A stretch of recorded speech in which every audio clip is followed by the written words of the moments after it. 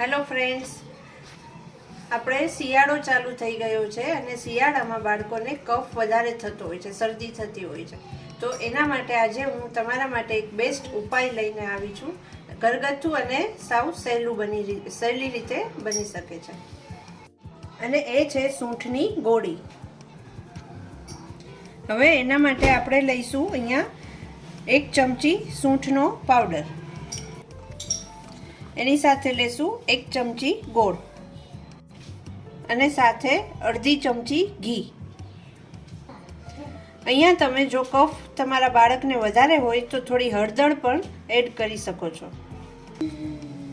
હવે આ બધું આપણે હાથ વડે સરખું મિક્સ કરી લેશું અને એક ટેક્સચર બની જશે. તમે જોઈ શકો છો આ મેં મિક્સ કરી લીધું છે સરસ હાથ વડે, એકદમ સરસ. જો હવે આની તમારે હાથ વડે નાની નાની ગોળીઓ તૈયાર કરી લેવાની છે, નાના નાના લાડુ. તમે જોઈ શકો છો મેં એક બનાવ્યો છે. તમે જોઈ શકો છો મેં અહીંયા નાના નાના લાડુ બનાવીને રાખી દીધા છે. આમાંથી તમારે રોજે સવાર અને સાંજ એવી રીતે એક એક લાડુ બાળકને આપશો તો કફમાં બહુ બધી રાહત મળશે. અને અહીંયા આપણે સૂંઠ લીધી છે. સૂંઠ કફ માટે બેસ્ટ વસ્તુ છે અને એને ગોળ અને ઘી સાથે મિક્સ કરીએ એટલે બાળકોને તીખી ના લાગે, કેમ કે સૂંઠ તીખી હોય છે.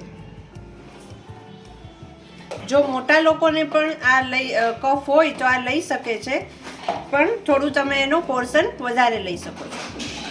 Thank you.